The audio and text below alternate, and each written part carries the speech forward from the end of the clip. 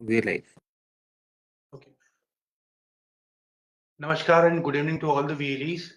आज हम आप सबका स्वागत करते हैं अपने एक सेशन डीजीपे के सेशन में, जिसमें हम आपको अपने जो नए इनिशिएटिव्स हैं और हमारी क्या बेस्ट प्रैक्टिसेस हैं जो वीएलईज कर रहे हैं, जिसको हमें जो फीडबैक मिलता है वो आपके साथ शेयर करेंगे। और जो कुछ चैलेंजेस हमें वाइडली रिपोर्ट होते हैं सिस्टम में, उसके लिए हमने एक स्टैंडर्ड सोल्यूशन बनाया है, उसको भी हम लोग आज बताएंगे, जिससे कि आप खुद अपने आप अपनी प्रॉब्लम सॉल्व कर सकें। आपको उसके लिए कहीं कुछ एस्केलेशन या किसी के सपोर्ट की जरूरत नहीं पड़ेगी। बहुत कॉमन जो टेक्निकल चैलेंजेस होते हैं, तो उसके लिए हम आज बात करेंगे। आज मेरे साथ हमारी पूरी टीम है। हमारे साथ अपूर्व है जो आपको डीएमटी और डिपॉजिट के बारे में बताएंगे। हमारे साथ विनय है। विनय आपको माइक्रो एटीएम के बारे में बताएंगे। हमारे साथ राजन है। राजन आपको जो टेक्निकल इश्यूज है डीजीपी में आते हैं उसके बारे में बताएंगे। इसके अलावा हमारे साथ उदय, उदित और चारू भी जुड़े हुए हैं, जो कि हमें इसमें एक्टिविटीज में सपोर्ट करते हैं।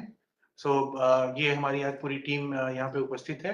और जैसे ही हम प्रेजेंटेशन स्टार्ट करेंगे, हमारी आपसे एक रिक्वेस्ट रहेगी कि आपके जो भी इश्यूज हैं वो आप हमारे कमेंट बॉक्स में भी अगर डालते जाएंगे इस फेसबुक लाइव सेशन के, तो हम लोग कोशिश करेंगे कि हमारी जो टीम है साथ साथ हम उस पर रिस्पॉन्ड करते रहें एज मच एज पॉसिबल।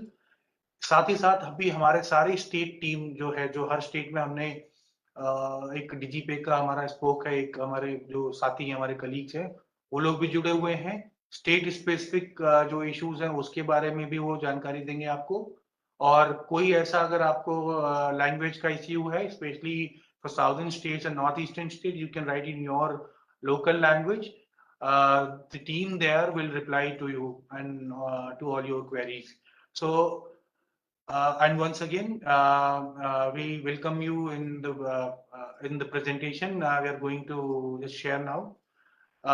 एक स्टार्ट करने के पहले एक आपसे हम क्षमा चाहेंगे। आज कुछ यूआईडीआई कुछ सिस्टम वाइडली इंटरप्टेड है, थोड़ा डिसरप्शन है, और अक्रॉस द इंडस्ट्री आज एईपीएस ट्रांजैक्शन में प्रॉब्लम हो रही है, आधार ऑथेंटिकेशन में प्रॉब्लम आ रही है। तो जितनी भी आधार रिलेटेड सर्विसेज हैं इन एंटायर कंट्री, वो अफेक्टेड है आज। इंटरमिटेंट है, कभी हो रही कभी नहीं हो रही है, तो वो उसकी वजह से डीजी पे भी आज अफेक्टेड है। इसके लिए हम आपसे क्षमा चाहेंगे। हम लोग यूआईडीआई के साथ फॉलोअप में है।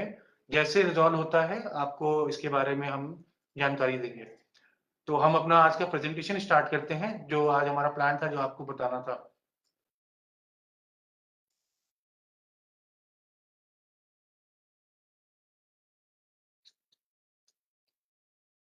आज का जो टॉपिक हमने रखा था, हम लोग काफी टाइम बाद मिले हैं फेसबुक लाइव सेशन में। जो टॉपिक रखा था कि बीच में जो हमने जो लास्ट टाइम बात करी थी, उसके बाद आज उस बीच में हमने क्या क्या इनिशिएटिव्स लिए, क्या चला, क्या उसमें हमारे पास पॉजिटिव फीडबैक्स हैं, क्या इश्यूज हैं, उसको हमने चैलेंजेस में मेंशन किया, उसका क्या सोल्यूशन है। और जब हम एक एक सर्विस वाइज बात करेंगे तो हम आपको उसकी डिटेल में बताते जाएंगे।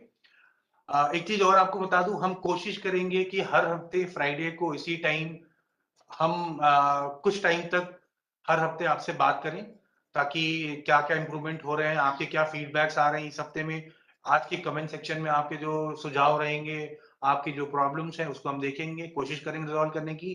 किस हद तक हम रिजॉल्व कर पाए नेक्स्ट सेशन में हम वो भी बताएंगे। क्या चीजें हैं जो कि प्रॉब्लम नहीं होती है, अवेयरनेस की कमी होने की वजह से वो आपको प्रॉब्लम लगती है, या आप उसको आगे नहीं बढ़ पाते या कर नहीं पाते, तो उसके बारे में भी बात करेंगे। तो आगे बढ़ते हैं।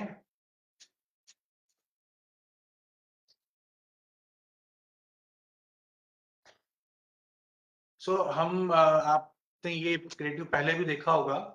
डीजीपे में जो भी सर्विसेज हैं, कैश विड्रॉल जो हम लोग शुरू से करते हैं, जब से डीजीपे स्टार्ट हुआ है, बैलेंस इंक्वायरी है शुरू से, मिनी स्टेटमेंट हमने लॉन्च किया था 1 साल पहले, कैश डिपॉजिट हमने अभी स्टार्ट कर दिया है।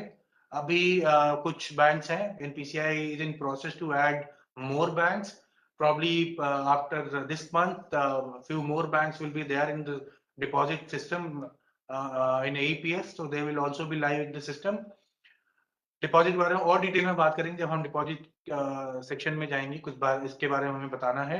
एक चीज बता दूं कि डिपॉजिट में अभी 22 बैंक्स हैं, जो लाइव हुए थे। अभी कुछ बैंक्स ने कुछ उनका रिकॉन इश्यूज की वजह से टेम्पररी अपना ऑपरेशन बंद किया हुआ है, लेकिन वो जल्द ही अपना जो बैकएंड सिस्टम ठीक करके फिर से लाइव हो जाएंगे। तो आप उन बैंक्स की भी, जो बैंक की जो लाइव हैं दिखते हैं हमारे सिस्टम में, आप ट्रांजैक्शन नहीं कर पा रहे हैं, उनकी ट्रांजैक्शन आप कर पाएंगे। अभी आइरिस ट्रांजैक्शन एनेबल्ड है, जिनके पास आइरिस है, आइरिस से भी ट्रांजैक्शन कर सकते हैं, ऑथेंटिकेशन कर सकते हैं, बायोमेट्रिक लगाने की जरूरत नहीं पड़ेगी आपको। और आइरिस का फायदा ये है कि सक्सेस रेट बहुत ज्यादा है as compare to biometric machine. Biometric में फिंगर आपको, जैसा हम लोग हमेशा से बताते आ रहे हैं, जो मिनीचर्स हैं, जो हमारे हाथ में जो रेखाएं बनी होती हैं, अगर वो फेड हो गई हैं, मिट गई हैं, तो उसमें ऑथेंटिकेशन में काफी प्रॉब्लम आती है।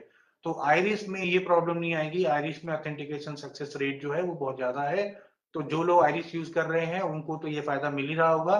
जो लोग नहीं यूज कर रहे हैं या डिवाइस बदलने की सोच रहे हैं, उनको एक हम लोग रिकमेंड करेंगे आइरिस पे जरूर जाएं। अभी माइक्रो एटीएम पे ट्रांजैक्शन शुरू किया था हमने, काफी लर्निंग रही, उसमें कोविड भी आया, हमारा ऑपरेशन भी डिसरप्ट रहा, सप्लाईज भी डिसरप्टेड थी शुरू में। वो अभी हमारे पास वो इश्यूज नहीं है, खत्म हो गए। हमारे पास डिवाइसेस बहुत ज्यादा मात्रा में पड़ी हुई है, जो हमने एंटिसिपेट किया था। अभी भी हम डिवाइसेस डेली, जो आपके ऑर्डर्स आते हैं नेक्स्ट डे यहाँ से हम अपने कुरियर सर्विस या पोस्ट के थ्रू यहाँ से हम लोग डिस्पैच कर देते हैं और कोशिश करते हैं कि 1 हफ्ते के अंदर आपको मिल जाए। हम माइक्रो एटीएम में और भी जो चैलेंजेस के बारे में हम डिटेल में बात करेंगे। डोमेस्टिक मनी ट्रांसफर हमने शुरू किया था, इसमें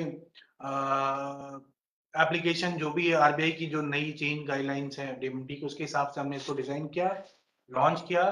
कुछ कुछ इश्यूज थे, जो कि जिसमें आपका कैश रिफंड का इशू था, उसमें कुछ 5 इशू हमने आइडेंटिफाई किया कि कुछ सिनेरियोज होते हैं कि क्या किस केस में कि बैंक से रिस्पॉन्स नहीं मिला, डेस्टिनेशन बैंक जो बेनिफिशियरी बैंक है उसका सर्वर डाउन है, या कुछ टर्मिनल या कनेक्टिविटी डिसरप्ट हो गई, डिस्कनेक्ट हो गई। तो ऐसे कुछ 4-5 केसेस हैं जिसमें सक्सेसफुल नहीं हो पाता, इमीडिएट हो सकता है, पेंडिंग चला है, कुछ दिन बाद सक्सेस हो। तो ये सिनारियोज होते हैं, उसको हमने वर्कआउट किया है। और ऐसे 5 सिनारियो जिसमें रिफंड का होता है। तो अभी जितने भी रिफंड है एज पर आरबीआई गाइडलाइन, सारे रिफंड्स ओटीपी वैलिडेशन पे होंगे। ओटीपी जो आएगी, रिमिटर जो है आपका, जो कस्टमर जो ट्रांसफर करने आता है उसके मोबाइल नंबर पे वो ओटीपी आती है। वो ओटीपी आपको जहां वहां पे जाके ट्रांजैक्शन लॉग में अब स्टेटस चेक करके ओटीपी अपडेट करनी पड़ती है। जब अपडेट करेंगे, जनरेट करेंगे ओटीपी, ओटीपी कस्टमर के मोबाइल पे आएगी, ओटीपी वहां पे आप एंटर करेंगे, वो रिफंड इनिशिएट हो जाएगा और आपके डिजी पे वॉलेट में आ जाएगा रिफंड, और आप उसको कैश जो है कस्टमर को वापस कर पाएंगे। तो हमने 5 केस आइडेंटिफाई, 4 केस रिजॉल्व हो चुके हैं, उनके रिफंड भी हो चुके हैं। एक केस जो अभी हमें रिसेंटली क्लैरिफिकेशन मिला है बैंक से, उसको कैसे ट्रीट करना है। बहुत अक्रॉस द कंट्री कुछ 100 केसेस होंगे ऐसे, तो उसको भी हम लोग वर्कआउट कर रहे हैं कि रिजॉल्व कर ले। नेक्स्ट वीक में वो भी हम बैकएंड पे चेंजेस करके सिस्टम में रिफंड का एक ऑप्शन दे देंगे, जहां पे हमारे वीएलई रिफंड क्लिक करके वीएलई को वापस कर सकते हैं। हमने एक बहुत यूजफुल सर्विस जो बहुत टाइम से हम लोग सोच रहे थे, वो इस बार हमने स्टार्ट करी है, वो है wallet top up. Digital Seva portal में पहले आप जाते थे, एक लेंदी प्रोसेस होता था डिजिटल सेवा पोर्टल में जाके, वॉलेट टॉपअप ऑप्शन जाके वॉलेट एक आप लॉग इन करते थे अपना डिजिटल सेवा पोर्टल, फिर वॉलेट पे जाते थे, वॉलेट का पिन डालते थे, फिर ऑप्शन ढूंढते थे आपको यूपीआई से करना है, इंटरनेट बैंकिंग से करना है, कार्ड से करना है, फिर वो कार्ड के कुछ चार्जेस होते हैं वो भी लगते हैं। तो हमने ये सब तकलीफ दूर करने के लिए डिजी पे से वॉलेट टॉपअप का एक ऑप्शन शुरू किया। यहाँ से आप जो डिजी पे में जो ट्रांजैक्शन करते हैं, जो क्रेडिट बैलेंस आपके लेजर में, आपका जो पासबुक में खड़ा होता है, उतने का आप टॉपअप कर सकते हैं अपना डिजिटल सेवा पोर्टल का वॉलेट। तो एक उसमें कंफ्यूजन ये आती है कि हम क्या 3 लाख से 4 लाख से कर सकते हैं? नहीं कर सकते। आपके वॉलेट में जो as per RBI guideline 2 lakh से ज्यादा एक समय में बैलेंस नहीं हो सकता। तो अगर आपके पास एकदम जीरो बैलेंस हो तो 2 लाख रुपए तक का टॉप कर सकते हैं। मान लीजिए आपके पास 1,80,000 ऑलरेडी है वॉलेट में डिजिटल सेवा पोर्टल के, तो उस केस में आप मैक्सिमम 20,000 रुपए तक का ही टॉपअप कर सकते हैं। ये सर्विस उन बीएलई भाइयों के लिए यूजफुल है जो जिनके यहाँ कैश इनफ्लो बहुत ज्यादा ज्यादा होता है, जैसे बिजली का बिल जमा करते हैं। अकेले यूपी में 300 से 400 करोड़ का बिजली का बिल जमा होता है। तो वो क्या होता है, कैश लेते हैं, फिर वो कैश को ब्रांच में जाते जमा करते हैं, फिर इंटरनेट बैंकिंग से वॉलेट टॉप अप करते हैं। तो एक बहुत टीडियस टास्क है, बहुत लेंदी प्रोसेस हो जाता है। आपको वो कैश रखना है, फिर कैश ब्रांच में लेके जाना है, ब्रांच हो सकता है दूर भी हो, तो वहां जमा करते हैं। फिर बैंक भी कैश हैंडलिंग चार्जेस लेता है, आप जितना डिपॉजिट करते हैं कुछ cash handling charges bank charge करता है। तो इन सबसे बचने के लिए आप बिजली बिल जैसे फॉर एग्जांपल जमा करते हैं, तो जो कैश आता है उस कैश को बैंक में ना जमा करके उस कैश को एज ए टेलर यूज करिए। आप डिजीपे को भी साथ साथ प्रमोट करिए, लोग आपके यहाँ आए कैश निकालें, तो क्या होगा, जो आपका कैश आया वो कैश आपका बच जाएगा। तो आपको बैंक जाने की जरूरत नहीं है, क्योंकि आपने बांटा तो आपके डिजीपे लेजर में वो पैसा आ ही गया। आपको अगर डिजिटल सेवा पोर्टल और टॉप अप करना, फिर से टॉप अप कर दिए और अपना बिजली का बिल कंटिन्यू करिए। आपको चाहिए कि कैश आपको निकालना है, तो आप वो कैश पे आउट कर सकते हैं अपने अकाउंट में। अकाउंट से आप कैश निकाल सकते हैं या किसी और यूज में उस मनी को ले सकते हैं। तो समझाना हम ये चाहते थे कि आप कैश को जितना रोटेट करेंगे, आप you will make money out of cash rotation. जैसे कि कैश आया, बिजली बिल जमा किया आपने, उस पर कुछ कमीशन मिला। डिजीपे से आपने कैश विड्रॉल कराया, डिसबर्स किया, आपको डिजीपे से कमीशन मिलता है। आपके वॉलेट में पैसा आ गया, आपने डिजिटल सेवा पोर्टल को टॉप अप कर दिया, उसमें आपका जो खर्चा आता था ये प्रोसेस सारा करना, वो नहीं करना पड़ेगा। आप अपने डिजिटल सेवा पोर्टल से फिर बिजली का बिल कोई आया तो उसका जमा कर सकते, फिर you will make money out of that money. So ये रोटेशन का ऑप्शन आपको डिजिटल डिजीपे देता है। आप उससे जितना ज्यादा उस कैश को रोटेट करेंगे अलग अलग सर्विसेज में, आप कमीशन उतना अर्जित कर पाएंगे। सो ये ये प्रैक्टिस है, आप उसको अडॉप्ट करें, इसको करने की कोशिश करें, you will see the change, you will double your income. So this is how this process work, and DigiPay wallet top up service will help you out. So अभी जो नई सर्विसेज उसके बारे में बताते हैं, DigiPay cash deposit, Irish transaction, हमने जो लास्ट में बात करी थी आपसे, हमने कमिट किया कि कुछ चीजें हम कर रहे हैं। डीएमटी ऐड किया हमने, माइक्रो एटीएम में कुछ इश्यूज थे, अभी वो सारे इश्यूज हमने कंपाइल करे और सारी इश्यूज हमने कोशिश करी कि रिजॉल्व करें। जो क्रैश का इश्यू था या और भी बहुत सारे प्रॉब्लम आते थे जो हमें आप लोग रिपोर्ट करते थे, अब वो इश्यूज नहीं है, बहुत नेग्लिजिबल है। थोड़े बहुत अगर रह गए होंगे, अगर कनेक्टिविटी नहीं है कहीं पे प्रॉपर या फ्लक्चुएटिंग कनेक्टिविटी है, तो वो थोड़े बहुत होंगे, अदरवाइज अभी नहीं है।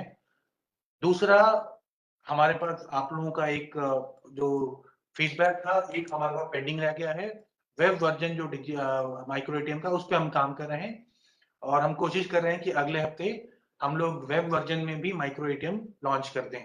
कोशिश कर रहे हैं, अभी कमिटमेंट है हमारी कि हम करेंगे, कोशिश करेंगे नेक्स्ट वीक में हो जाए। और जैसे भी होता है हम कुछ किसी भी माध्यम से सोशल मीडिया पे और जितने भी हमारे कम्युनिकेशन के माध्यम है, हम आपको उसके थ्रू सूचित करेंगे। वॉलेट टॉपअप सर्विस जिसके बारे में आपको डिटेल्स मैंने बताया, तो वॉलेट टॉपअप सर्विस को आप ज्यादा से ज्यादा यूज करिए, आपका टाइम और पैसे दोनों बचेंगे। नेक्स्ट स्लाइड पे जाते हैं। डीजी पे जो आपका, जब तक हम लोग बात कर रहे हैं, क्योंकि हम आपसे बात कर रहे हैं, हमारी टीम और हमारी जो फील्ड टीम है, स्टेट टीम है, सब लोग आपके जो हमारे साथ जुड़े हुए हैं और आपके जो इश्यूज आप कमेंट बॉक्स में डाल रहे हैं उसको रिप्लाई करने की कोशिश कर रहे हैं। तो हम चाहेंगे कि कुछ है, कोई जेन्युइन इशू है, कुछ सजेशंस हैं, आप जरूर हमें दें कमेंट सेक्शन में, हम लोग उसको नोट करेंगे, हम उस पर जहां तक जब रिस्पॉन्ड कर सकते हैं वो करेंगे। अगर हम कोई डिटेल मांगते हैं तो उसको आप शेयर करिए, हम लोग डिटेल करके आपको आज चाहे कल या मंडे तक आपको जरूर रिवर्ट बैक करेंगे। तो अभी माइक्रो एटीएम सर्विस के बारे में एक बार डिटेल में मैं चाहूंगा मेरे जो कलीग विनय जी बैठे हुए हैं इसके बारे में आपको बताएं। विनय जी इसका जो सारा बिजनेस और ऑपरेशन है देखते हैं। माइक्रो एटीएम का बारे में एक चीज बताऊंगा, हमने जो टारगेट किया कि हम 50,000 माइक्रो एटीएम 50,000 डेली के पास ही सुविधा देंगे।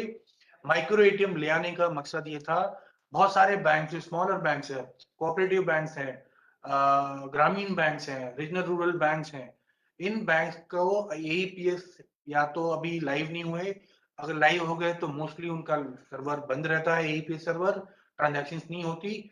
उस केस में जहां पे भी कस्टमर को एटीएम कार्ड मिला हुआ है, एटीएम से ट्रांजैक्शन कर सकते हैं सीएससी पे आके।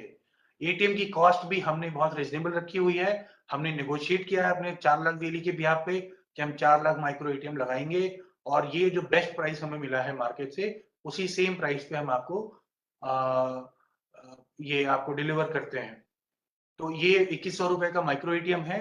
आप माइक्रो एटीएम सर्विस भी जरूर यूज करें। ऐसे कस्टमर जिनके फिंगरप्रिंट कैप्चर नहीं कर पाते, या ऐसे कस्टमर जो ऐसे बैंक्स के जिनका एपीएस ट्रांजैक्शन ब्लॉक्ड है, ट्रांजैक्शन नहीं कर पा रहे हैं, उन कस्टमर्स का ट्रांजैक्शन आप माइक्रो एटीएम से करें।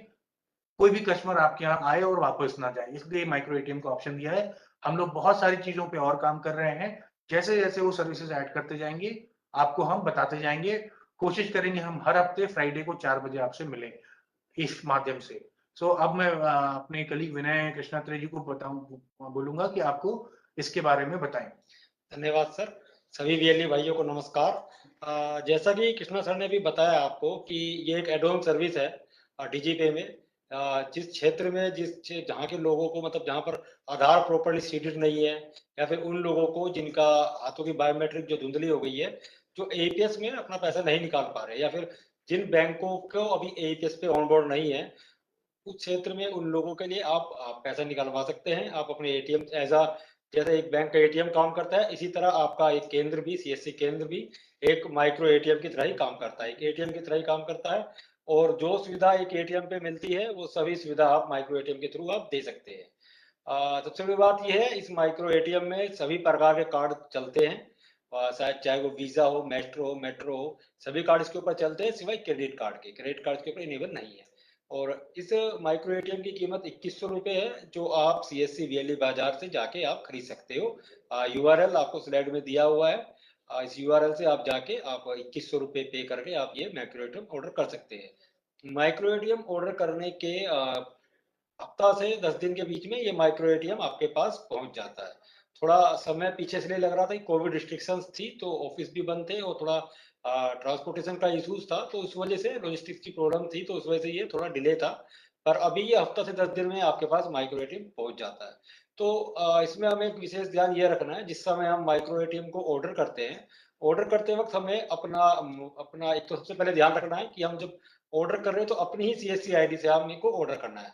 क्योंकि जब आप ऑर्डर करते हैं, हम उस डिवाइस को सीएससी आईडी के साथ मैप कर देते हैं, बैक एंड से की इंजेक्शन करके उसको मैप कर देते हैं। यदि आप ये किसी और सीएससी मतलब किसी चाहेंगे कि हम ऑर्डर कर दें और हम किसी और को दे दें, तो ये नहीं चलेगा। तो हमें सबसे पहले ध्यान रखना है कि आप जिस समय ऑर्डर करें तो अपनी सीएससी आईडी से ऑर्डर करें। ऑर्डर करते वक्त हमें एक चीज का ध्यान रखना है कि जिस समय हम ऑर्डर कर रहे हैं तो अपना मोबाइल नंबर, अपना घर का एड्रेस और पिन कोड हम करेक्ट डालें। बहुत से केस में क्या होता है, यदि आप अधूरा एड्रेस अपना डालेंगे तो वो डिवाइस आपके यहाँ नहीं पहुंचता है, वो वापस हमारे पास रिटर्न बैक आता है, फिर हम आपको कॉल करते हैं, तो उसमें आपका समय बर्बाद होता है। तो इस चीज को आप ध्यान रखें, जिस समय ऑर्डर करें तो अपने ही सीएससी आईडी से हमें डिवाइस ऑर्डर करना है, और दूसरा अपना एड्रेस, अपनी डिटेल्स हमको सही डालनी है। तो अब मैं आपको एक सिंपल सा ब्रीफ देता हूँ कि ये चलता कैसे है। तो जब हम डिवाइस आपके यहाँ में भेज देंगे, जैसे डिवाइस आपके यहाँ चला जाएगा, आप ऑर्डर करेंगे, डिवाइस आपके यहाँ चली गई, डिवाइस आपके पास चली गई। अभी डिवाइस ये एंड्रॉइड के ऊपर अवेलेबल है, तो अभी वेब पे ये नहीं है, तो एंड्रॉइड का मैं आपको बता देता हूँ। सिंपल सा एक प्रोसेस है, जैसे ही आपके पास डिवाइस जाएगी, डिवाइस जाने के बाद आप अपना डीजीपे ऐप ओपन करेंगे। उसके ऊपर जैसे ओपन करने के बाद आपको कार्ड एंड पिन ऑप्शन दिखेगा। आप कार्ड एंड पिन ऑप्शन के ऊपर क्लिक करेंगे तो इसकी एक ऐप होती है, एप्लीकेशन है, जो आपको डाउनलोड करनी है अपने मोबाइल के अंदर। वो एमएटीएम सर्विस 2 ऐप नाम से एप्लीकेशन है। वो जैसे ही आप कार्ड एंड पिन पे क्लिक करेंगे, ऑटो रिडायरेक्ट होके वो एप्लीकेशन डाउनलोड हो जाती है। एप्लीकेशन डाउनलोड हो गई और आपको फिर इसको ब्लूटूथ से डिवाइस को कनेक्ट करना अपने मोबाइल के साथ। उसी तरीके से बिल्कुल ये डिवाइस के साथ कनेक्ट होता है, जिस तरह हम अदर ब्लूटूथ डिवाइस को कनेक्ट करते हैं। आप अपना ब्लूटूथ ऑन करेंगे डिवाइस का, तो आपको सीरियल नंबर शो करेगा, डिवाइस का सीरियल नंबर आपको शो करेगा। आपको क्लिक करेंगे, आपका पेयर हो जाएगा। पेयर करने के बाद आपका डिवाइस चालू हो गया, आप ट्रांजेक्शन कर सकते हैं। आप इसके ऊपर बैलेंस इंक्वायरी और कैश विड्रॉल, ये दो तरह के ट्रांजेक्शन आप इस पर कर सकते हैं। अब हम बात करते हैं कि हमें माइक्रो एटीएम से क्या क्या सावधानी रखनी है, क्या हमें करना है और हमें क्या नहीं करना है। तो सबसे पहले हम डूज पे करते हैं कि हम कर सकते, क्या हमें करना है। तो सबसे पहले हमें ध्यान रखना है, हमें जो भी हम कोई ट्रांजेक्शन करते हैं, तो उसकी हमें डिटेल्स अपने यहाँ सेव करके रखनी है। हर डिटेल्स की ट्रांजेक्शन हमको अपने यहाँ रखनी है। दूसरा, आप कोई ट्रांजेक्शन कर रहे हैं तो कस्टमर से उसका सिग्नेचर जरूर लेना है, क्योंकि आगे फ्यूचर में कस्टमर कहे कि हमें पैसा नहीं दिया है, तो उस समय ये ध्यान रखना है कि कस्टमर का आप सिग्नेचर अपने पास, जिस टाइम आप ट्रांजेक्शन करते हैं, ट्रांजेक्शन सक्सेस हो गया, आपने पैसा दे दिया, तो आप सिग्नेचर करना, उसका सिग्नेचर ले लेना है। दूसरा, जो ट्रांजेक्शन हुआ है वो उसका आपको आरएन नंबर अपने यहाँ सेव रखना है, अपनी डिटेल्स अपने पास सेव रखनी है। एक सबसे ज्यादा जो ध्यान रखने वाली बात ये है कि जो डिवाइस है, ये डिवाइस बहुत ही फ्रेजाइल डिवाइस है, मतलब आप इससे फाइनेंशियल ट्रांजेक्शन करते हैं तो वो इस तरीके से डिजाइन है कि यदि आप इसके साथ फिजिकली या इसके सॉफ्टवेयर के साथ कुछ भी छेड़खानी करते हैं, तो ये अपने आप को सेव करने के लिए टेम्पर कर देती है, मतलब टेम्पर का एक ऑप्शन ऑन लगता है, इसके ऊपर एरर लगती है, पीडी टेम्पर या पोस्ट टेम्पर ऐसे लिखा हुआ आता है। बहुत से वीएलई हमें कहते हैं सर ये एरर आ रहा है, तो इस एरर आने का जो मेजर रीजन है वो ये है कि हम डिवाइस को सही से हैंडल नहीं करते, हम डिवाइस को पटक के रख देते हैं या इसके ऊपर कुछ सामान रख देते हैं, ठीक है, और या इसके साथ इसके सॉफ्टवेयर के साथ छेड़खानी करने की कोशिश करते हैं कि सोचते हैं कि ये डिवाइस हम बहुत से हमारे वीएलई है जो सोचते हैं इसको हम दूसरे सिस्टम के साथ यूज कर ले या कुछ और कर ले, इसके साथ छेड़खानी करते हैं, तो ये एज अ सिक्योरिटी ये अपने आप को लॉक कर लेती है, तो टेम्पर इस पर लिखा ना आता है। तो हमें ध्यान रखना है डिवाइस को यूज करते वक्त कि इसके साथ हम ज्यादा छेड़खानी ना करें, हमें सिर्फ इसको ट्रांजेक्शन के लिए यूज करें, क्योंकि ये पीछे से ही हम आपकी सीएससी आईडी के साथ इसको मैप करके भेजते हैं, आपके प्रॉपर सीएससी एड्रेस को इसकी कोडिंग करके भेजते, तो इस वजह से ये कहीं और आप इसको यूज नहीं कर सकते, तो इसके साथ कोई भी ऐसी छेड़खानी ना करें जिससे ये दिक्कत हो। इसके अंदर ये टेम्पर शो करेगा तो फिर आपको डिवाइस हमें भेजना पड़ेगा, फिर हम इसको दोबारा रीसेट करके भेजते हैं, तो इसमें आपका 15-20 दिन आपके वेस्ट हो जाते हैं। तो हमें एक ये चीज को ध्यान रखना। और दूसरा, मैंने आपको शुरुआत में बताया था कि ऑर्डर करते वक्त हमें ध्यान रखना है, जब भी हम ऑर्डर करेंगे डिवाइस को, अपना करेक्ट अपना घर का मतलब जो आपका एड्रेस है सही डालेंगे, पिन कोड सही डालेंगे और अपना मोबाइल नंबर सही डालेंगे। ये तो बात हो गई जो हमें डूज है, जो हमें करनी है। दूसरा, अब हमें ध्यान रखना है क्या नहीं करना है, तो हमें सबसे जरूरी जो बात मेरे का कि अपनी ही सीएससी आईडी, अपनी ही उससे आपको डिवाइस ऑर्डर करना है। जिस समय आप कस्टमर आपके पास ट्रांजेक्शन करने आता है, तो कभी भी आप उसकी कार्ड की डिटेल्स को अपने पास सेव नहीं करेंगे, ना उसके कार्ड का नंबर को सेव करेंगे या और ना ही उसके कार्ड की आप इमेज अपने यहाँ सेव रखेंगे। आपको क्या सेव करना है, आपको उस ट्रांजेक्शन का आरएन नंबर आपको सेव करना है, ठीक है। अब आते हैं हम अगले पॉइंट पे, कस्टमर का पिन। कभी भी हमें कस्टमर से पिन नहीं मांगना है, ना ही कस्टमर से पिन देखना है। तो कस्टमर यदि आपको बोलता भी है कि सर मेरे आप पिन डाल दीजिए, तो आप मना कीजिए कि हम आपका पिन नहीं डाल सकते, क्योंकि ये आपका कॉन्फिडेंशियल होता है, ये पिन आपको ही डालना है। यदि फ्यूचर में उनके साथ कोई अगर फ्रॉड होता है तो उनको क्लिक करेगा कि हमने उनको अपना पिन बताया था, तो इन सब से बचने के लिए हम कभी उनसे पिन नहीं मांगेंगे। अब नेक्स्ट आता है कि जैसे मैंने बताया आरआरएन, कभी कभी क्या होता है ट्रांजेक्शन में, कुछ दिन से क्या आ रहा है, ट्रांजेक्शन में आरआरएन शो नहीं कर रहा है, आरएन शो नहीं कर रहा है, कोई रिजल्ट नहीं आ रहा है उसके अंदर, ब्लैंक आ रहा है स्टेटस में, तो हमें 24 घंटे वेट करना है, ठीक है। अभी कस्टमर पैसा नहीं देना, कस्टमर को 24 घंटे वेट करना है। 24 घंटे के अंदर अगर ट्रांजेक्शन नहीं आता, क्या होता है कि कस्टमर जाता है और बैंक में चार्ज बैक रेज कर देता है अननेसेसरी, पता लगा वो ट्रांजेक्शन सक्सेस है। तो हमें इस चीज से बचने के लिए हमें क्या करना है कि 24 घंटे वेट करना है, 24 घंटे के अंदर हमें पता लग जाता है ट्रांजेक्शन का स्टेटस, डिक्लाइन है या सक्सेस है, ठीक है। सक्सेस है तो आप कस्टमर को पैसे दे देना है, तो ये हमें ध्यान रखना है। और नेक्स्ट अब हम बात करते हैं, इसमें एक चीज और ध्यान रखना है कि इसमें क्रेडिट कार्ड यूज ही नहीं होता है। कोई अगर आपको क्रेडिट कार्ड देने के लिए बोलता है तो आप क्रेडिट कार्ड इसमें मना करते हैं, क्रेडिट कार्ड यूज ही नहीं होता है। एक अभी मैंने जैसे आपको पहले बताया कि बहुत से हमारे बीसीज हैं जो बीसीज का भी काम करते हैं डीजीपे में, वो सोचते हैं कि इसको हम अपने उसके साथ चला लेंगे, तो इसमें कोई भी ऐसा सॉफ्टवेयर आप इंस्टॉल करने की कोशिश ना करें, ये डिवाइस हैम्पर हो जाता है। और लास्ट पॉइंट यही है कि आप अपना डिवाइस किसी को मत दें, ये फाइनेंशियल ट्रांजेक्शन के लिए डिवाइस है जो आपकी सीएससी आईडी के साथ ही मैप है। आप अपना डिवाइस किसी को मत दें, यदि कोई फ्रॉडुलेंट एक्टिविटी होती है या भी कुछ होता है तो उसके लिए आपके ऊपर जिम्मेदारी बनती है। तो इन सब चीज़ों का हमें ध्यान रखना है। और बाकी आप माइक्रो एटीएम से काम करिए। आप सभी को बहुत बहुत शुभकामनाएं मेरी तरफ से। अभी मैं कृष्णा सर से बोलता हूँ, थोड़ा कैश डिपॉजिट में आप लोगों को बताएंगे। हमारे साथ हमारे कलीग अपूर्व हैं जो कैश डिपॉजिट के बारे में आपको डिटेल में बताएंगे। कैश डिपॉजिट में जैसा कि मैंने बताया था 22 बैंक लाइव हुए थे। कुछ बैंक को बैकएंड पे रिकंसिलिएशन इशू हुए तो बैंक ऑफलाइन गए हैं। अपना बैकएंड सिस्टम फिक्स करके दोबारा बैंक लाइव होंगे तो आप ट्रांजैक्शन कर पाएंगे। ये फरवरी के बाद जो हमें जानकारी मिली है, फरवरी के बाद फिर और भी बैंक इसमें ऐड होंगे एनपीसीआई की तरफ से। जैसे ही ऐड होंगे हमारे यहाँ भी वो लाइव दिखने शुरू हो जाएंगे और आप उन बैंक से के भी ट्रांजैक्शन कर पाएंगे। तो मैं अपूर्व को बोलूंगा कि आपको डिपॉजिट और डीएमटी के बारे में जानकारी दें। Thank you sir. सभी वीएलई भाइयों को मेरा नमस्कार। जैसे कि कृष्णा सर ने बताया है कि एईपीएस कैश डिपॉजिट सर्विस अभी हमने रिसेंटली लाइव करी है अपने ईपीएस पोर्टल पे, जिसमें कि अभी हमारे पास 24 बैंक लाइव हैं, लेकिन 24 बैंक में से अभी 4-5 बैंक ही एक्टिव है जिसपे डिपॉजिट ट्रांजेक्शन हो रहे हैं, जैसे कि एयरटेल पेमेंट बैंक है, इंडिया पोस्ट बैंक है, इक्विटास बैंक है। ऐसे 2-3 बैंक है जो अभी अभी लाइव है। बाकी बैंक भी फरवरी लास्ट तक या मार्च के फर्स्ट वीक तक उम्मीद करते हैं कि बड़े बैंक जैसे कैनरा बैंक और union bank of India, union bank of India पहले लाइव था, उसमें ट्रांजेक्शन भी हमारा अच्छी खासी ट्रांजेक्शन हुई है, बट कुछ रिकंसिलेशन प्रॉब्लम है यूनियन बैंक में, जिस वजह से उन लोगों ने अभी फिलहाल के लिए कुछ टेम्पोररी स्थगित किया है अपने इसको डिपॉजिट ट्रांजेक्शन को। और इसमें कुछ प्रॉब्लम है डिपॉजिट ट्रांजेक्शन में, जिसमें कि स्टेटस सक्सेसफुल आया है और वो कैश डिपॉजिट कस्टमर के अकाउंट में नहीं हुआ है। इसके लिए हमने बैंक में उसको कंप्लेन रेज करी है, तो कुछ ट्रांजेक्शन क्रेडिट कर दिए गए हैं, कुछ अभी प्रोसेस में है जो कि 2-4 दिन में ये रिजॉल्व कर लिए जाएंगे। तो डिपॉजिट अभी 4-5 बैंक लाइव है।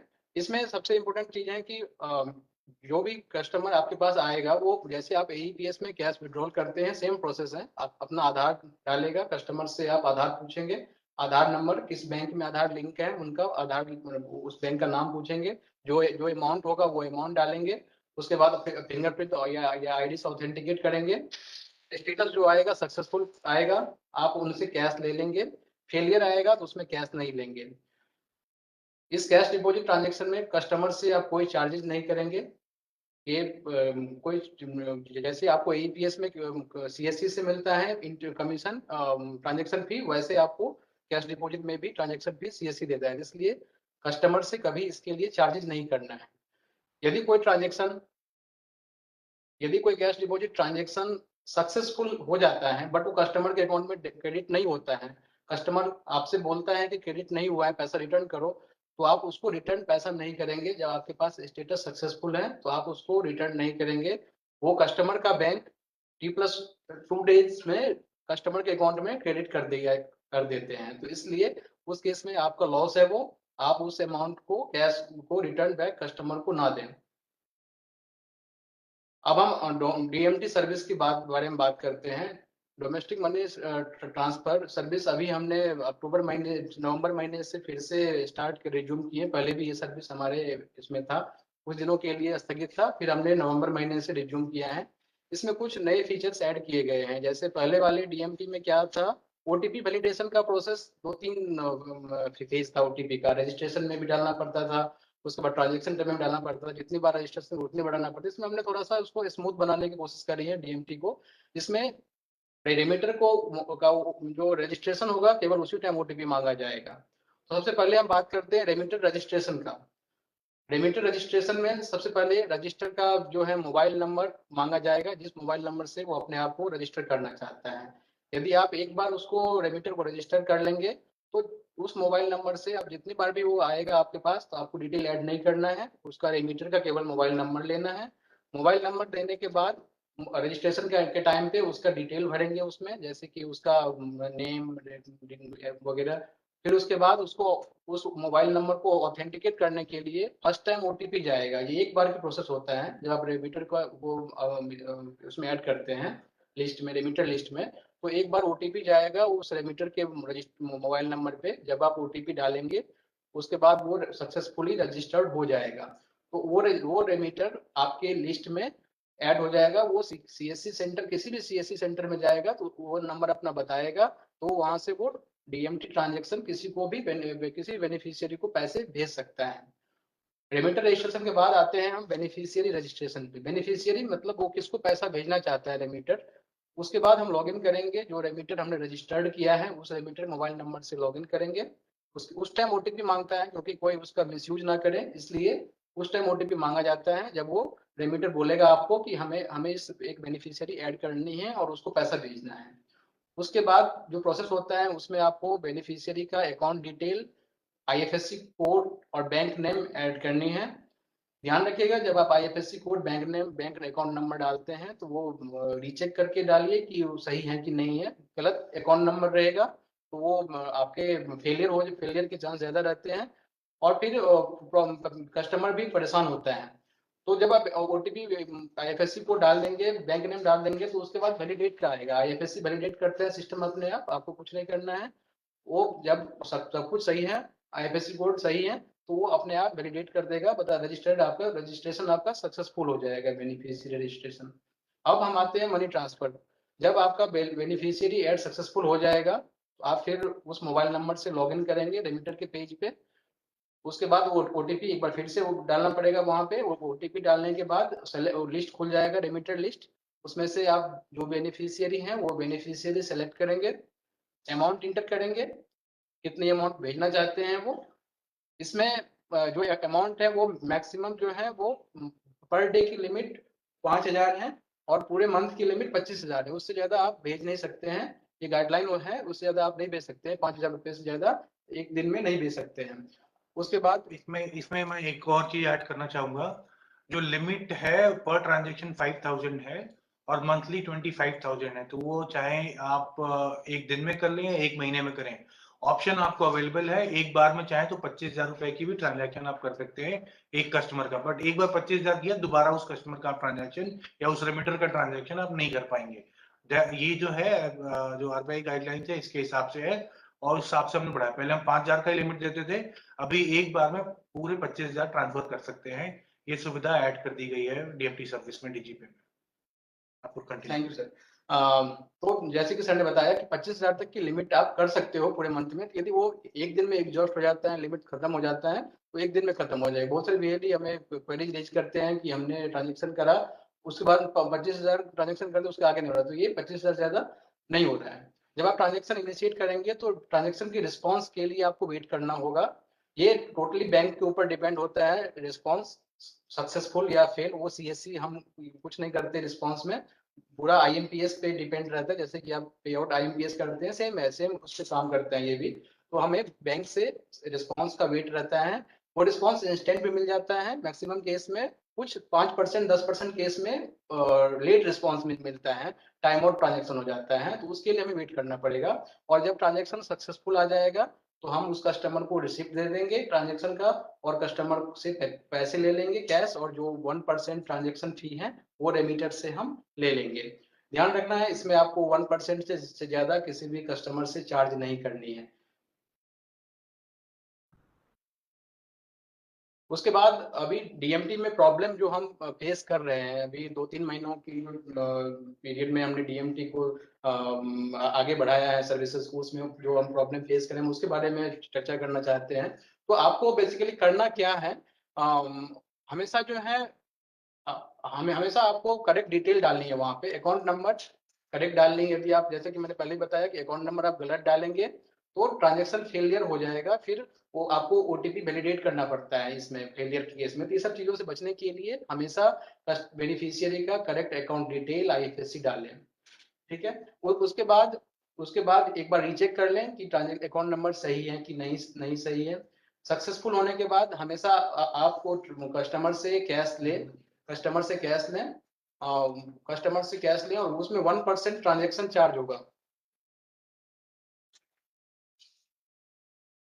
ठीक है। जो भी स्टेटस ट्रांजेक्शन का सक्सेसफुल मिला है तो ठीक है। यदि कोई ट्रांजेक्शन का स्टेटस पे पेंडिंग या टाइम आउट ट्रांजेक्शन होता है, मैंने जैसे बताया आपको कि कुछ ट्रांजेक्शन स्टेटस रिस्पांस इंस्टेंट नहीं मिलता है तो वो पेंडिंग में चला जाता है। आपको वहां पे ट्रांजेक्शन लॉग में देखेंगे आप, जो न्यू फीचर हमने ऐड करी है डीजीपे में, उसमें ट्रांजेक्शन लॉग दिखता है, उसमें स्टेटस चेक का ऑप्शन दिया रहता है कि यदि ट्रांजेक्शन के टाइम पे आपको स्टेटस नहीं मिलता है तो आप ट्रांजेक्शन लॉग में जाके, डीजीपे के डैशबोर्ड में ट्रांजेक्शन लॉग में जाके वहां से स्टेटस चेक का ऑप्शन है, उस ट्रांजेक्शन पे क्लिक करेंगे तो जो रियल टाइम स्टेटस होगा वो दिखाएगा। इन केस कोई ट्रांजेक्शन पेंडिंग में चला जाता है, टाइम आउट हो जाता है, सस्पेक्ट टाइम आउट दिखाता है, तो आप उस पर स्टेटस चेक करते रहेंगे। हो सकता है आपको 1 घंटे के बाद दे दे, कभी कभी केस में, बहुत ही रेयर केस में वो 3 दिन टाइम ले लेता है बैंक रिस्पॉन्स देने में, 3 वर्किंग डे, तो हमें वेट करना पड़ता है इस केस में। उस केस में आपका फाइनेंशियल लॉस ना हो इसलिए उस कस्टमर से पैसा आप ले लेंगे, उसका डिटेल, मोबाइल नंबर वगैरह रख लेंगे अपने पास, रिकॉर्ड में रजिस्टर मेंटेन करेंगे आप हर एक ट्रांजेक्शन का। तो उसमें आप इसको ऐड कर लेंगे रजिस्टर में कि इन केस यदि आपका ये फेलियर हो जाता है तो उस कस्टमर को कॉल करके आप बुला के उसको पैसा दे देंगे ओटीपी वेरीफाइड, ओटीपी वेरिफिकेशन के बाद पैसा दे देंगे। तो इसमें आपको फाइनेंशियल लॉस ना हो, इसलिए पेंडिंग और फेलियर की टाइम आउट ट्रांजेक्शन में आपको पैसा कस्टमर से लेना है, ठीक है। और कोई ट्रांजेक्शन यदि फेल हो जाता है, अब हम फेलियर ट्रांजेक्शन की बात करते हैं कि इसमें जो न्यू पहले के डीएमटी और अभी के डीएमटी में जो अंतर है वो ओटीपी वैलिडेशन का है। जो पहले का डीएमटी प्रोसेस था उसमें ओटीपी का वैलिडेशन का नहीं है, बट गाइडलाइन है आरबीआई का जिसमें कि ओटीपी वैलिडेशन मस्ट है फेलियर ट्रांजेक्शन का, जिससे कस्टमर के साथ धोखाधड़ी ना हो। तो इसलिए ओटीपी वैलिडेशन का इसमें प्रावधान है। जो भी ट्रांजेक्शन फेल्ड होगा वो ट्रांजेक्शन ओटीपी वैलिडेशन के बाद ही आपके वॉलेट में रिवर्स होगा। तो इसीलिए ये सबसे इम्पोर्टेंट चीज मैं बताने जा रहा हूँ आपको कि जब भी कोई ट्रांजेक्शन फेल्ड होता है तो आप उस ट्रांजेक्शन पे जाके क्लिक करेंगे। ये हम लोग मैनुअल रिवर्सल नहीं करते हैं यहाँ से, इसलिए हम इसमें कुछ भी नहीं कर सकते हैं फेलियर ट्रांजेक्शन के बिना आपके ओटीपी वैलिडेशन के। तो जो भी वीएलई अभी डीएमटी किए हैं और उनको ओटीपी का ये डीएमटी का फेलियर डीएमटी का रिफंड नहीं मिला है, तो वो उस ट्रांजेक्शन न्यू रिलीज जो डीजीपे का 6.6 डेस्कटॉप 6.8 एंड्रॉइड इंस्टॉल करेंगे। उसको उस न्यू रिलीज इंस्टॉल करने के बाद उस ट्रांजेक्शन पे जाएंगे जो ट्रांजेक्शन आपका फेल्ड है।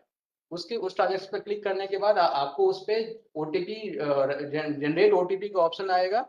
ओटीपी डालने के बाद वैलिडेशन रेमिटर के पास जाते हैं, जो रजिस्टर्ड अकाउंट मोबाइल नंबर डाला है आपने उस रेमिटर मोबाइल नंबर पे ओटीपी जाएगा। तो इसलिए उस मोबाइल नंबर रखना जरूरी है आपके पास, आपको पता रहना चाहिए कि किसका ये कस्टमर का है, आप उस कस्टमर को बुला के पैसा दे सके। तो इसलिए मेंटेन करिए रजिस्टर। और जैसे ओटीपी वैलिडेट करेंगे आप रेमिटर के मोबाइल पे जो आया है वो स्टेटस सक्सेसफुल आएगा, ओटीपी सक्सेसफुली वैलिडेटेड आपको लिख के मैसेज देगा कि you please refund cash to customer remitter.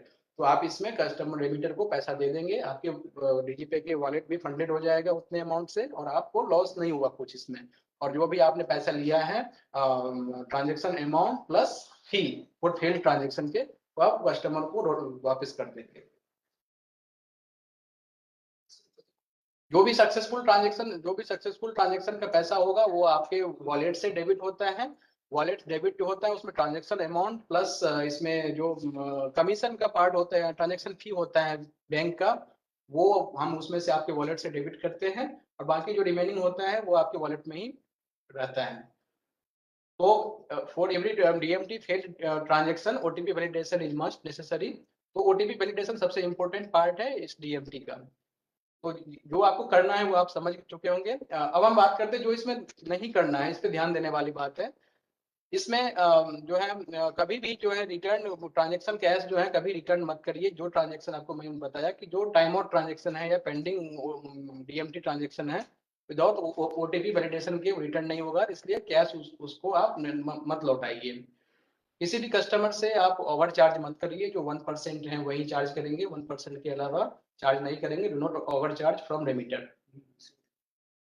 हमेशा कस्टमर को रेमिटर को रिसीट दीजिए, थर्मल प्रिंटर आप रखिए, ये सबसे बेस्ट प्रैक्टिस होगा। ये डीजीपे एईपीएस के लिए भी और डीएमटी के लिए भी आप उसको प्रिंट देंगे तो कस्टमर का विश्वास बढ़ता है आपके ऊपर। तो हम सभी बीएलई भाइयों से मेरा अनुरोध है कि आप थर्मल प्रिंटर भी अपने पास जरूर रखें, जो आप बीएलई बाजार से परचेज कर सकते हैं। तो इसमें प्रिंट दे दीजिए रिसिप्ट, और कभी भी ओवर चार्ज मत करिए। हमेशा बीएलई कस्टमर रेमिटर से 1% चार्जेज लिया करिए। कभी भी किसी कस्टमर को बिना ओटीपी वैलिडेशन के पैसा रिटर्न मत करिए, क्योंकि ओटीपी वैलिडेट नहीं करेंगे पैसा रिटर्न कर देंगे, फिर वो कस्टमर आपको ओटीपी नहीं बताएगा, फिर आप परेशान होंगे। इसलिए कभी भी रिफंड करने से पहले ट्रांजेक्शन को ओटीपी से वैलिडेट कर लीजिए। कभी भी कोई ट्रांजेक्शन फेलियर होता है तो उस केस में आप कैश कलेक्ट नहीं करेंगे कस्टमर रेमिटर से। ये सब छोटी छोटी बातों को हमें ध्यान रखनी है। अभी डीएमटी में कुछ कुछ इशू अभी पेंडिंग है, जिसको हम बहुत कोशिश करते हैं कि बहुत जल्दी वो उसको सॉल्व करें। मैक्सिमम केस रिजॉल्व हो गए हैं और अभी स्मूथली डीएमटी सर्विस चल रही है। Sir thank you. तो थैंक यू अपूर। जैसा कि मैंने बताया, एक हमने और सर्विस लॉन्च करी थी, digital Seva portal wallet top up. तो digital Seva portal wallet top up में आपको मैंने काफी डिटेल में बताया शुरू में ही। इसके फायदे क्या हैं वो भी मैंने आपको बताया था, बट मैं आपको डिटेल में इसमें बताता हूँ। एक तो इजी है, सेफ है, कन्वीनियंट है, आपको कहीं जाने की जरूरत नहीं है, हमारे चेसी को सिस्टम से ही जा रहा है, तो ये बहुत ज्यादा कंट्रोल होता है हमारा इसमें। और आपके लिए भी आसान होता है, डीजीपे से आप जाके सीधे टॉप अप कर दीजिए, कोई जाके वॉलेट पिन आपको नहीं डालना, आपको जाके credit card, debit card, internet banking उसके पासवर्ड डालने, तो 50 चीजें करनी होती है, वो नहीं करना। नेग्लिजिबल फेल्योर रेट है, बहुत सारे ट्रांजैक्शन होते हैं, थोड़ी बहुत जो फेल्योर होता है उसको भी हमारे कंट्रोल में होता है, हम उसको क्योंकि नई सर्विस है, अगर एक आध दो रह गए हैं तो अलग बात है, अदरवाइज जितने भी ऐसे फेल्योर थे उसको या तो रिफंड कर दिया गया, वॉलेट टॉप अप कर दिया गया है। और ये मोस्टली क्योंकि हम ही इसको मैनेज करते हैं, तो ना आपको वीएलई को कोई इसमें रिस्क नहीं है पैसे फंसने का, या किसी बैंकिंग सिस्टम में जाके लॉस्ट होने का, रिकवरी में जो टाइम लगता है, टैट होते हैं बैंक्स के, वो डिपेंडेंसी नहीं है, तो इसलिए बहुत आसान है। अब आपको रिफंड प्रोसेस भी काफी आसान होगा। कन्वीनियंस फीस कुछ नहीं है, क्रेडिट कार्ड से करते हैं, इंटरनेट बैंकिंग से कुछ चार्जेस लगते हैं गेटवे के, वो इसमें नहीं लगता, फ्री है बिल्कुल वीएलई के लिए।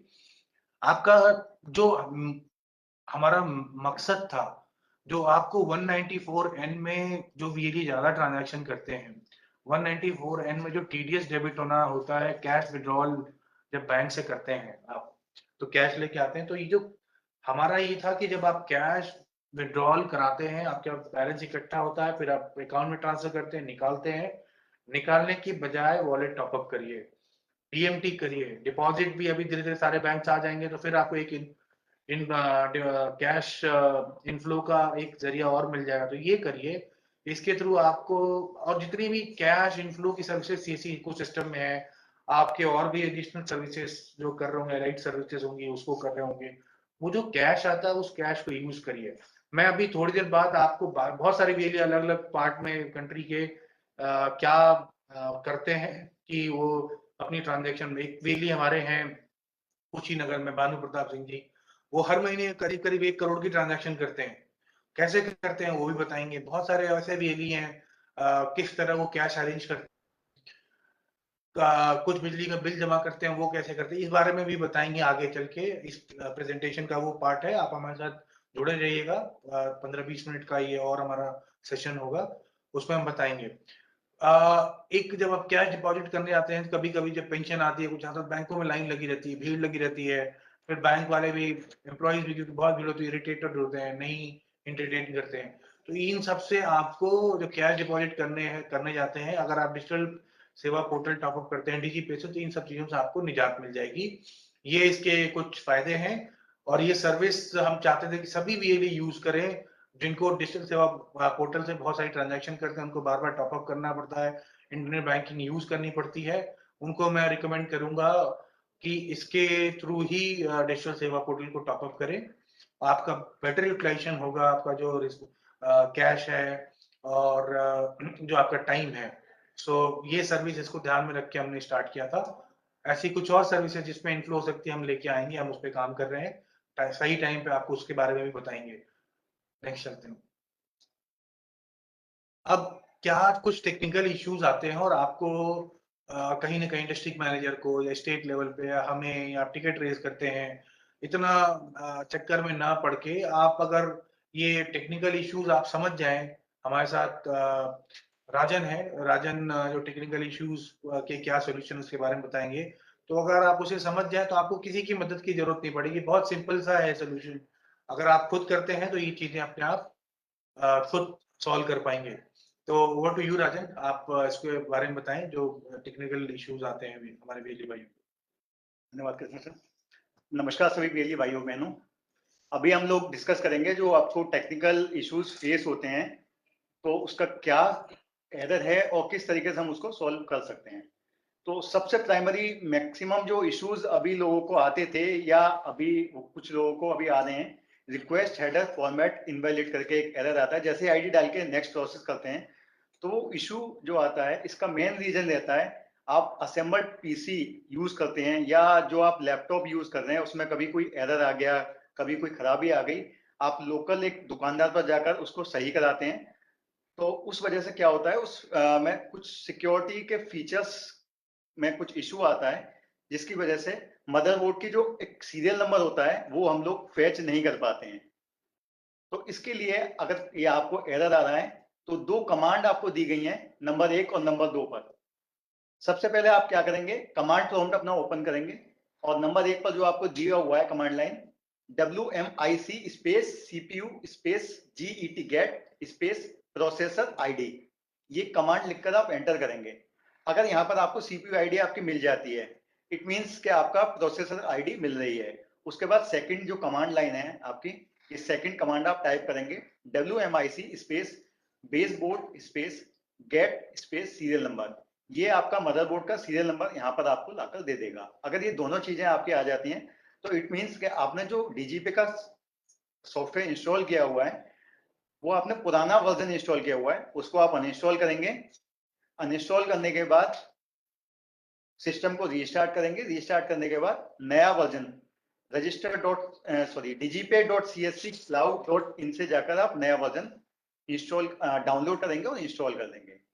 अगर दोनों कमांड यूज करने के बाद आपको कोई भी डिटेल नहीं आ रही है तो इसका मतलब ये है कि आप उस पीसी पर, पर्टिकुलर पीसी या लैपटॉप पर आप डीजीपी को यूज नहीं कर पाएंगे, क्योंकि कुछ सिक्योरिटी फीचर्स होते हैं जो बैंक की तरफ से, आरबीआई की तरफ से या यूआईडीआई की तरफ से गाइडलाइन है, हम उन चीजों को फॉलो करते हैं, तो उस पीसी पर आप पर्टिकुलर यूज नहीं कर पाएंगे। इसके लिए आपको कोई अल्टरनेट पीसी या लैपटॉप का अरेंज करना होगा। सेकेंडली इशू आप लोग फेस करते हैं अनेबल टू रीच सर्वर, या दूसरा इशू उसमें इस तरीके से आता है सर्विस अनअवेलेबल लिखकर।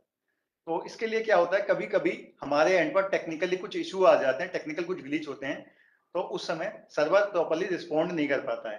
तो ये कुछ टाइमिंग का इशू होता है, 5 से 10 मिनट या मैक्सिमम आधे घंटे के अंदर अंदर ये इशू आप सॉल्व खुद से हो जाता है। अगर सॉल्व नहीं होता है तो आप अपनी डिस्ट्रिक्ट की टीम को या स्टेट की टीम को या हम लोगों को डायरेक्टली आप रिपोर्ट कीजिए, इसको हम अपने तरफ से सुधार करेंगे।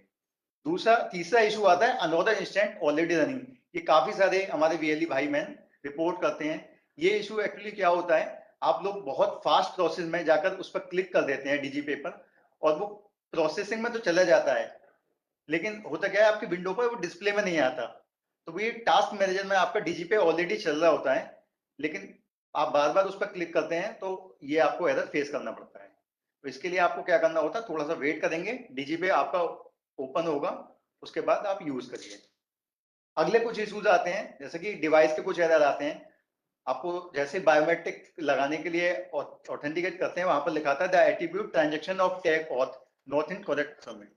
उसके लिए आपको क्या करना है, सिंपल सा अपने कीबोर्ड से विंडो और आर की एक साथ ही दबाएंगे, वहां टाइप करेंगे services.msc और एंटर प्रेस करेंगे।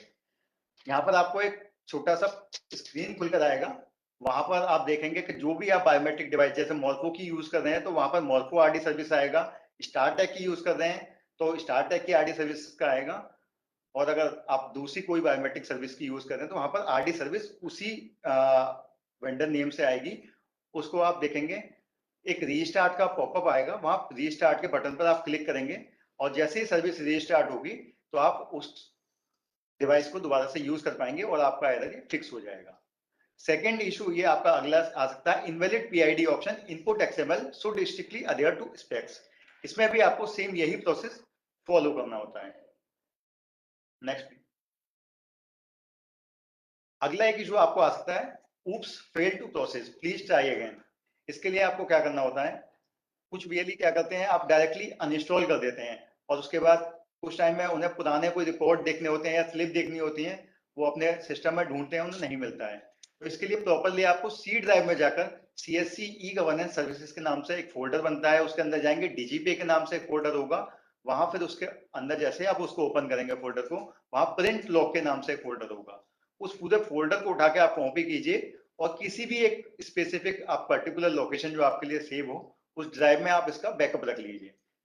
फिर उसके बाद आपको क्या करना है, कंट्रोल पैनल में जाके आप डीजीपे को अनइंस्टॉल करेंगे, सिस्टम को रीस्टार्ट करेंगे। रीस्टार्ट होने के बाद जैसे ही आपका सिस्टम स्टार्ट होता है आप डीजीपे का अपडेटेड वर्जन इंस्टॉल करेंगे, तो ये आपका oops failed to proceed please try again वाला इशू फिक्स हो जाएगा। अगले इशू में हम लोग बताएंगे आपको unable to validate user info और इनवैलिड यूजर प्रोवाइडेड। ये इशू आपको बेसिकली तब आता है जब आपकी लेटेस्ट नई कोई CSC आईडी बनती है या आप कोई भी अपना डिटेल register.csc क्लाउड पर जाकर अपडेट कर देते हैं। तो इस केस में आपको 7 दिन का लगभग इंतजार करना पड़ेगा। अभी हम लोग इसको टाइम को और कम करने की कोशिश कर रहे हैं और अगले कुछ समय में आपको ये 1 से 2 दिन के अंदर अंदर ये इशू आपका सॉल्व हो जाएगा। तो अभी के केस में आपको अप्रोक्स 7 दिन का इंतजार करना है, अपडेट कोई भी इंफॉर्मेशन करेंगे या नई CSC आईडी के केस में, और उसके बाद आप यूज करेंगे तो सर्विस को आप यूज कर पाएंगे। अगला एरर आपको आ सकता है authentication attempt exhausted, try with fresh request.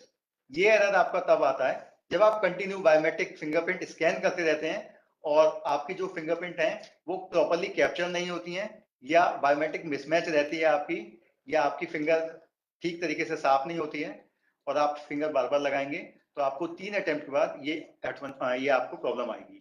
इसके लिए आपको क्या करना है, डीजीपी को क्लोज करना है प्रॉपरली, रीओपन करना है और आपको ऑथेंटिकेशन दोबारा करना है। अगला आपका एरर आ सकता है फेल्ड परमानेंटली। इसके लिए आपको क्या करना है, सबसे पहले अपना इंटरनेट कनेक्शन देखना है।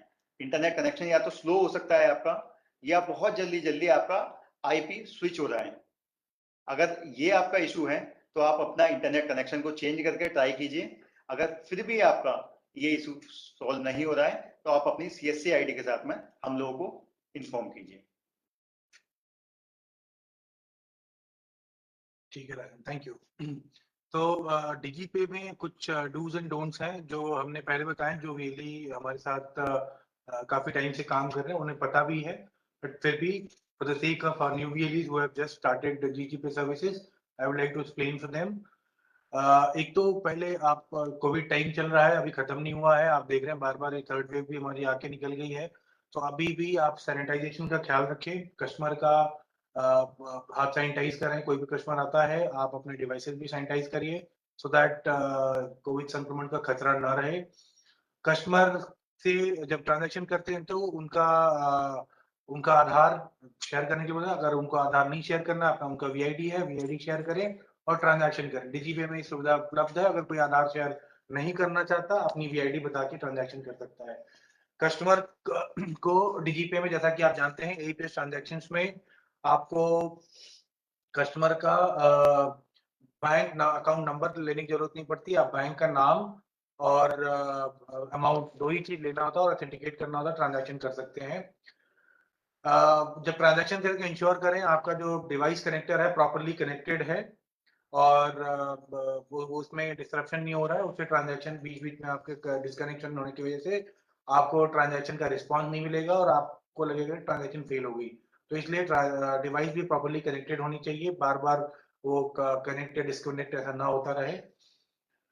जब कैश आप डिसबर्स करते हैं तो जब कस्टमर को देते हैं आप, तो ध्यान रखें कि एक रजिस्टर जरूर मेंटेन करें। आजकल हमारे पास बहुत सारे कंप्लेंट्स आते हैं, कस्टमर डिलिबरेटली कंप्लेन करते हैं कि हमें तो पैसे नहीं मिले, जबकि उनको मिले होते हैं। तो इस केसेस में आपका रजिस्टर ही आपका प्रूफ है, उससे उसका मोबाइल नंबर, उसका सिग्नेचर जरूर लें, नाम, ट्रांजैक्शन का रेफरेंस नंबर। आधार नहीं लेना है हमें, आधार रखना किसी का लीगल नहीं है, तो आधार नहीं लें।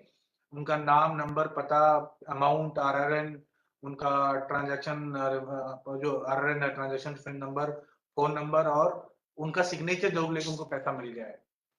सिग्नेचर नहीं ले सकते हैं तो उनका बायोमेट्रिक एक जो लगाते हैं हम लोग, अंगूठा लगाते हैं, वो भी जरूर करें।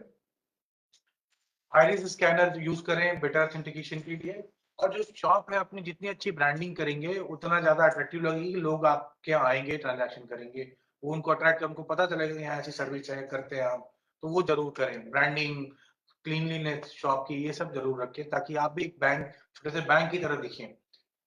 क्या नहीं करना है, किसी का पर्सनल डिटेल ना मांगे। जब कैश डिसबर्स करते हैं तो वो पहले सक्सेस मैसेज आ जाए आपके स्क्रीन पे, तभी उसको कैश दें।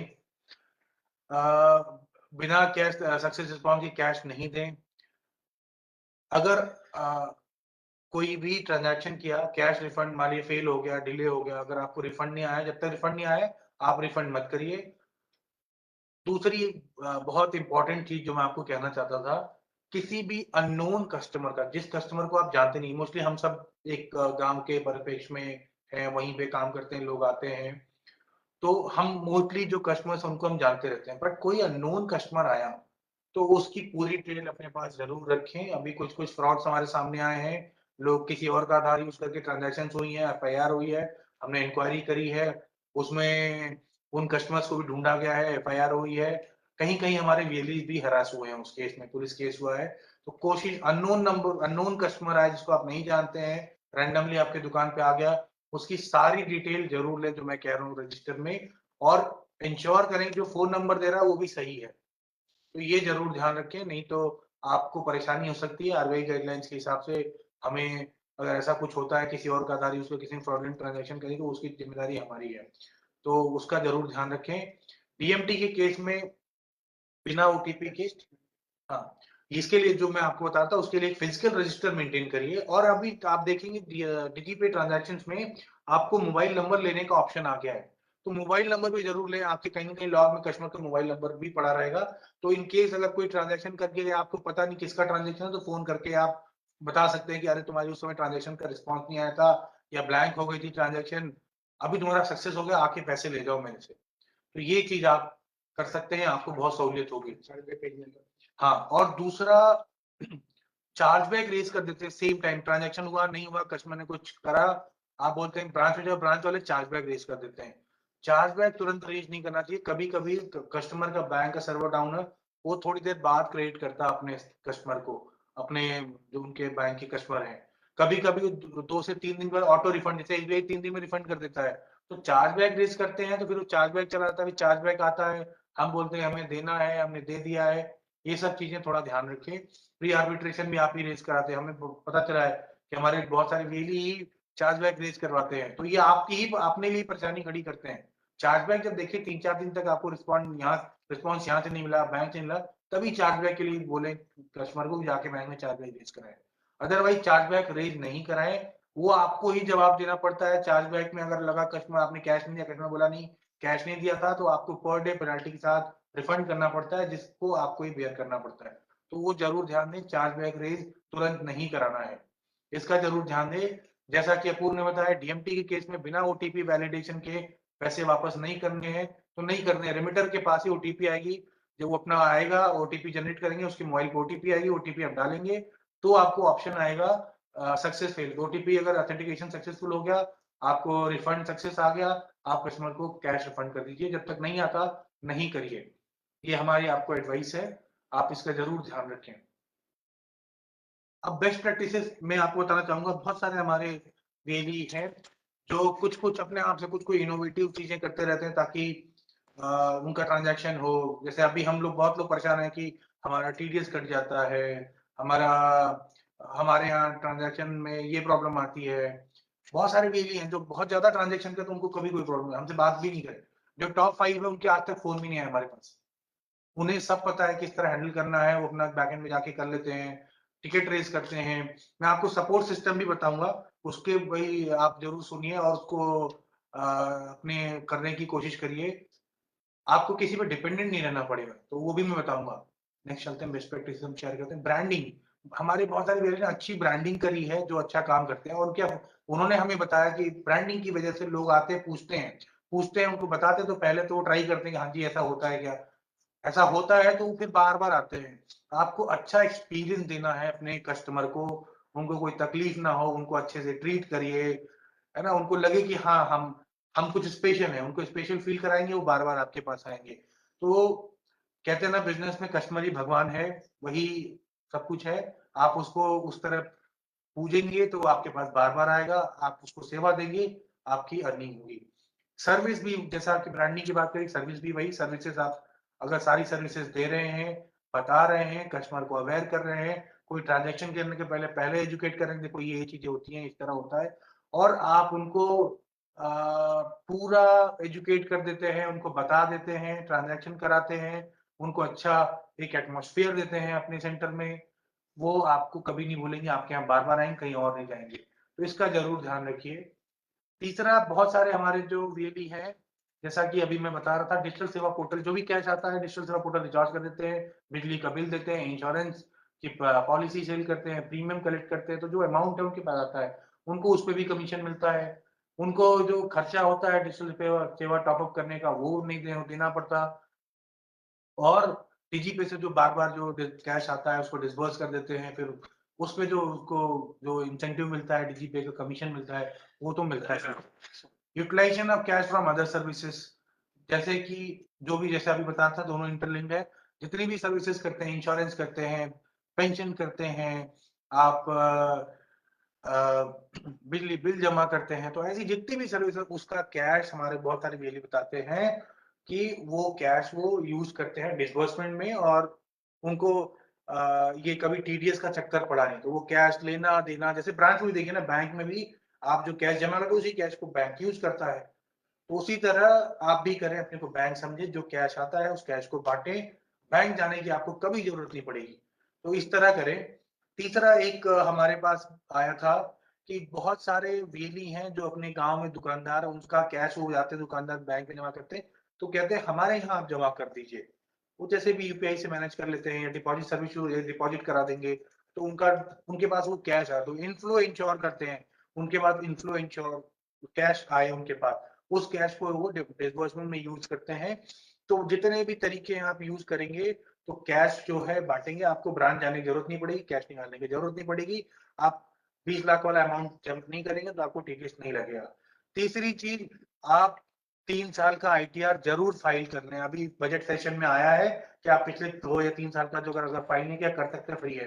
पहले कुछ चार्जेस थे, तो आप प्लीज 3 साल का आईटीआर जरूर फाइल कर लें। उससे आपका क्या होगा कि आप 1 करोड़ वाली लिमिट में चले जाएंगे, तो 20 लाख पे आपका टीडीएस नहीं कटेगा। अगर आपका बैंक काटता है तो आपके 3 साल की आईटीआर जाके वहां सबमिट कर दीजिए, उनको बोलिए कि मैं 1 करोड़ के लिए एलिजिबल हूँ, आप मुझे वो लिमिट दीजिए, तो ये आपको मिलेगी। तो आप 1 करोड़ रुपए एटलीस्ट, जैसा मेरा रोटेशन बनाया, रोटेट करते रहेंगे तो आप साल भर में 1 करोड़ क्रॉस नहीं करेंगे, आपको 1 करोड़ रुपए ब्रांच से निकालने की जरूरत नहीं पड़ेगी। दूसरा, हमारा जो स्पॉन्सर बैंक है इंडसइंड बैंक, अगर आपके आसपास है आप अकाउंट खुलवा लीजिए। आप वहां से हमें बता दीजिए, हम आपको एग्जेम्पशन, एक लेटर देके एग्जेम्पशन करा देंगे, आपको वहां से पैसे निकालेंगे, आपको वहां पे टीडीएस नहीं लगेगा। अगर आपके आसपास कोई भी इंडसइंड बैंक की ब्रांच है, या आप वहां मैनेज कर सकते हैं, वहां पे जाना आपका, बहुत बहुत सारे विलेज 4-5 लाख रुपए पर डे डिसबर्समेंट करते हैं, तो वो जा सकते हैं, ले आ सकते हैं। तो ऐसे लोग अगर मैनेज कर सकते हैं, तो अगर आसपास आपके इंडसइंड बैंक है, वहां पे जाके अकाउंट खोल के हमें बता दीजिए, वो अकाउंट हम लोग बैंक को देके आपको एग्जेम्पशन दिला देंगे, आपको परेशानी नहीं होगी। ठीक है। दूसरा, बहुत सारे बैंक, इंडसइंड बैंक ब्रांचेस हैं, अगर आपके दूर भी है तो वो आप बताएंगे कि आप इंडसइंड बैंक आपका स्पॉन्सर बैंक है, डीजीपे करते सीसी के साथ, उनको पता है, एक्सप्लेन करिए, उनको बताइए कि कोई ऐसा प्रोडक्ट दीजिए जिसमें कि कुछ हमारे वीएलई ने किया, हमें वीएलई नहीं बताया है ये, तो उन्होंने जाके कुछ 50,000 1 लाख रुपए मेंटेन करते हैं बैकग्राउंड में। अब मेंटेन कैसे करते हैं ये भी समझाना चाहता हूं मैं आपको।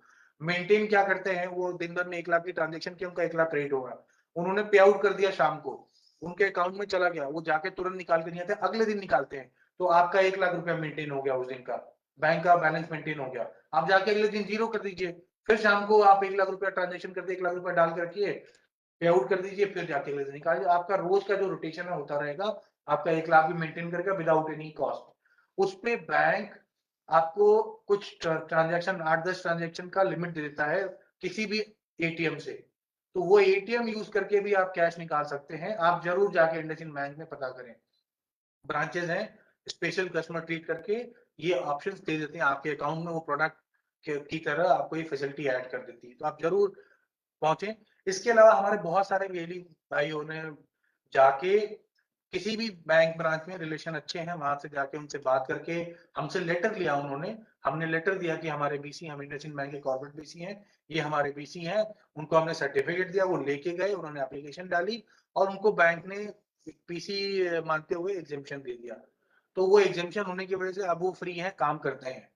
ठीक है, अगर बैंक को चाहिए तो हम आपका रिकॉर्ड भी दे सकते हैं कि आपने कितना ट्रांजैक्शन किया इस फाइनेंशियल ईयर में, तो बैंक के लिए वो एक सेटिस्फैक्ट्री रिपोर्ट मिल जाएगी कि कितना आपने बीसी का काम किया।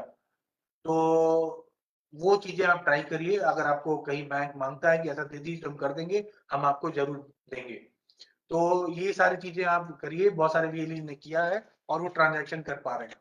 आप आसपास बैंक में, हम भी कोशिश करें, बहुत सारे बैंक से बात कर रहे हैं, गवर्नमेंट से बात कर रहे हैं, डिपार्टमेंट से बात कर रहे हैं कि हमारे वीएलईज को डीजीपी सर्विस के लिए एग्जेम्पशन दिया जाए। जो भी बात बनती है हम आपको, हर, जैसे बताया, हम आपको बहुत फ्रिक्वेंटली मिलते रहेंगे, आपको उसके बारे में अपडेट करते रहेंगे। नेक्स्ट स्लाइड चलते हैं। अब इतना बहुत सारे चैलेंजेस जैसे कमेंट में देख रहा हूँ बहुत लोग बता रहे हैं। तो एक मैं इम्पैक्ट बताता हूँ, हमारे कितने सारे वीएलईज जो काम करते हैं और कितना हमने काम किया है, क्या हुआ है।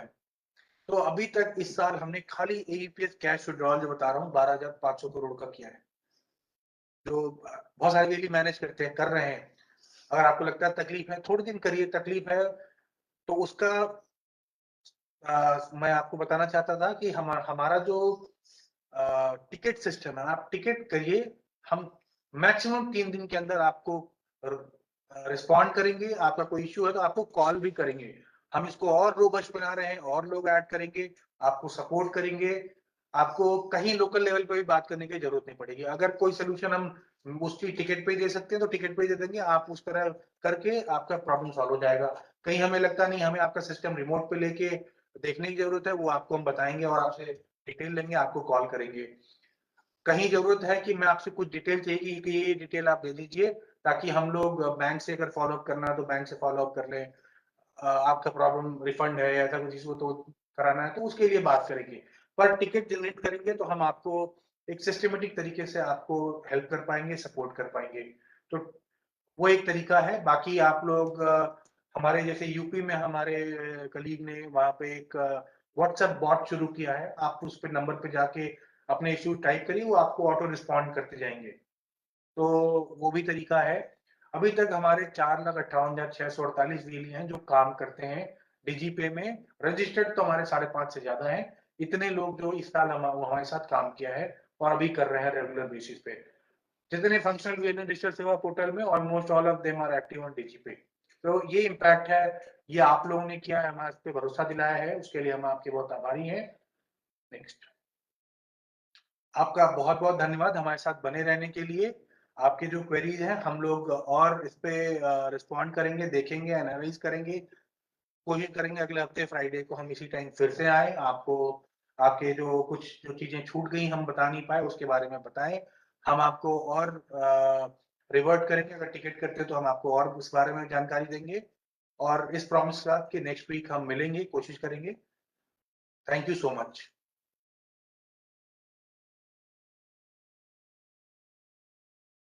सार्थक।